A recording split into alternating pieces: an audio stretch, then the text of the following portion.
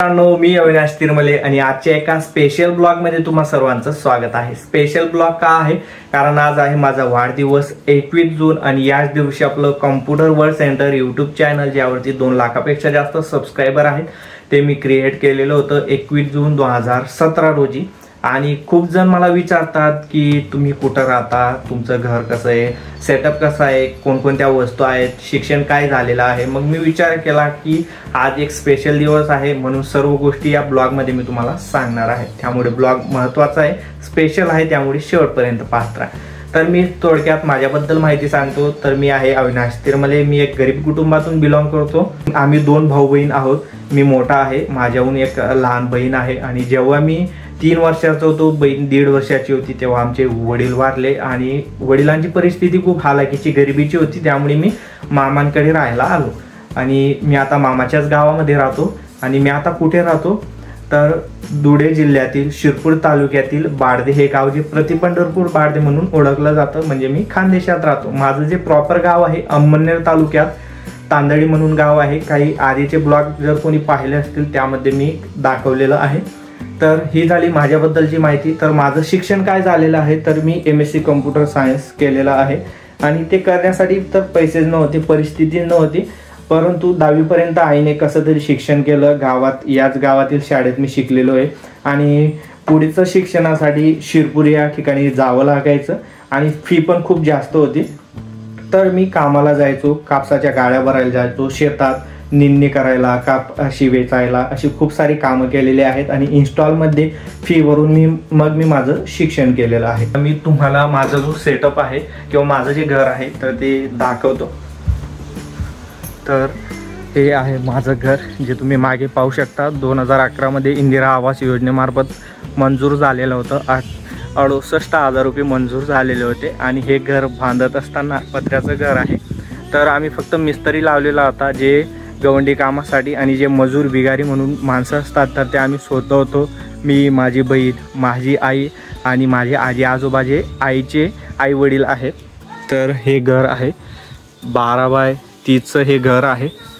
तर या आहेत माझ्या आई आणि घराची अवस्था आता खूप खराब झालेली आहे। तर मी तुम्हाला आधी माझा जो सेटअप आहे तर तो दाखवतो। हा आहे घराचा पहिला रूम, ज्या ठिकाणी बसून मी आता व्हिडिओ शूट करत होतो। तर हा आहे पहिला रूम आणि याच ठिकाणी बसून मी सध्या व्हिडिओ शूट करतो। ही चेअर आहे, यावर बसून या ठिकाणी कॅमेरा असतो आपला आणि मी व्हिडिओ शूट करत असतो। तर आधी मी तुम्हाला घर दाखवून देतो। हा आहे घराचा दुसरा रूम, ज्यामध्ये घराचा सर्व सामान आहे आणि घर थोडं छोटं वाटत होतं, त्यामुळे पत्र्याचा एक रूम तयार केलेला आहे आणि याच ठिकाणी आमचा किचन वगैरे आणि इतर सामान आहे। तर मी तुम्हाला आता माझा जो सेटअप आहे आणि माझ्याकडे ज्या ज्या वस्तू आहेत तर त्या दाखवतो। तर ही आहे माझ्याकडे एक डिजिटेकची रिंग लाईट। आधी चेअर नव्हती तेव्हा मी या स्टूलवरती बसून व्हिडिओ शूट करायचो। हा एक RGB लाईट, आत्ताच मी मागे इंदोर गेलेलो होतो, तो पण ब्लॉग टाकलेला आहे, तेव्हा आणलेला होता। एक ट्रायपॉड जे लाईट स्टँड आहे। त्यानंतर हा माझा पहिला ट्रायपॉड, त्याला आता जुगाड करून ही ट्यूबलाईट लावलेली आहे। रिंग लाईट एकच आहे त्यामुळे साईडने हा ट्यूबलाईट मी यूज करत असतो।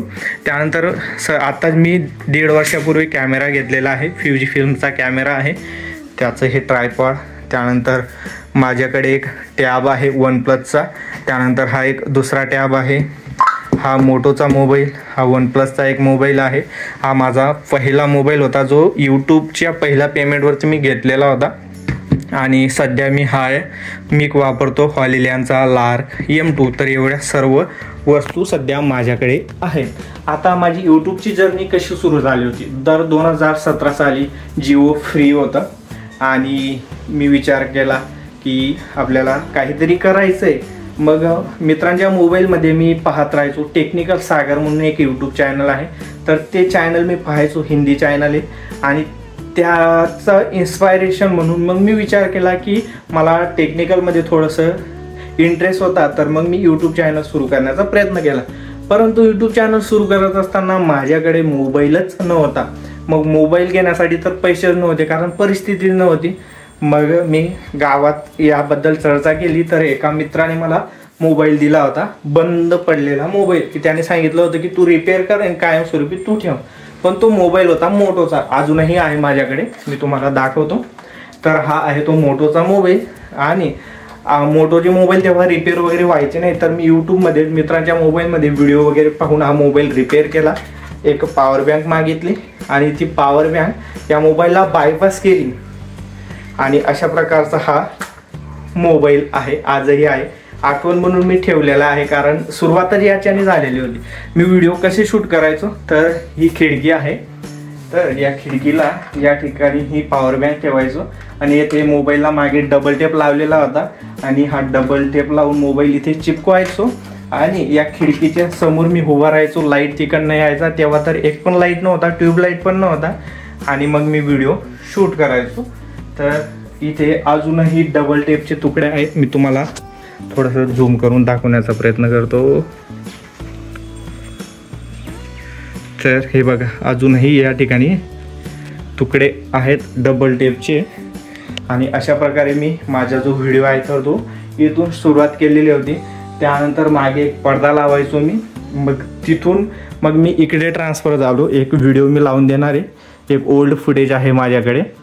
आणि या ठिकाणी मग मागे लाल पडदा लावायचो आणि तिथे उभे राहून मग मी एक लाकडाचे घरच्या घरी रिंग लाईट नव्हती, ट्यूबलाईट नव्हती, मग हे जे आपले लाईट असतात तर याचा 2 ट्रायपॉड तयार केलेले होते, स्टँड तयार केलेले होते, त्यावरती लाईट लावून मग मी व्हिडिओ शूट करायचो. हा जो मी हॉलीलँडचा लार्क M2 घेतलेला आहे तो आत्ता घेतलेला आहे, पण याआधी माझ्याकडे बोयाचा EM1 हा मिक होता, 800 का 900 रुपयाचा, तो घेतलेला होता. त्यानंतर एक डिजिटेकचा मिक आहे माझ्याकडे, त्यानंतर मी तो घेतलेला होता 2-2.5 वर्षापूर्वी. आणि आता कुठेतरी जाऊन मी हॉलीलँडचा लार्क M2 घेतलेला आहे. त्यानंतर हे जे ट्रायपॉड आहे तर हे पहिलं ट्रायपॉड होतं, मोबाईल ट्रायपॉड. आणि माझ्या यूट्यूबच्या पहिल्या पेमेंटवरती मी तुम्हाला सांगितलं हा मोबाईल घेतलेला होता मी, रेडमीचा मोबाईल. आणि यावरती मग मी हा माझा स्वतःचा होता आणि त्यावरून ही व्हिडिओ शूट करायचो. तर एवढे सर्व वस्तू आहेत माझ्याकडे आणि माझं घर किंवा मी कोण आहे, माझी सर्व माहिती मी तुम्हाला सांगितली. तर मी राहतो माझ्या मामाच्या गावात, बारदे या गावामध्ये, शिरपूर तालुक्यात आहे. आणि या ठिकाणी कार्तिकी आषाढीला यात्रा भरत असते. खूप जण आले असतील, खूप जणांना माहीतही असेल. आणि आताच 6 जुलैला आषाढी एकादशी निमित्त यात्रा आहे. जर का कोणी येणार असेल तर या गावात तुम्ही कोणालाही विचारलं अविनाश तिरमले कुठे राहतो तर ते सांगतील आणि मला नक्की भेट द्या. तर व्हिडिओ आवडला असेल तर लाईक करा. आता हा व्हिडिओ एक ब्लॉग स्वरूपात मी बनवलेला आहे. माझी जी परिस्थिती आहे तर ती खूप हालाकीची होती, गरिबीची होती, खूप कष्टाची होती. तर तो एक डेडिकेटेड ब्लॉग, एक नवीन व्हिडिओ मी एक पॉडकास्ट सारखा व्हिडिओ घेऊन येणार आहे. त्यामुळे तो व्हिडिओ पाहायचा असेल तर चॅनलला लाईक सबस्क्राईब नक्की करा. मी अविनाश तिरमले पुन्हा भेटू अशा एका नवीन ब्लॉगमध्ये. तोपर्यंत जय महाराष्ट्र, जय खानदेश.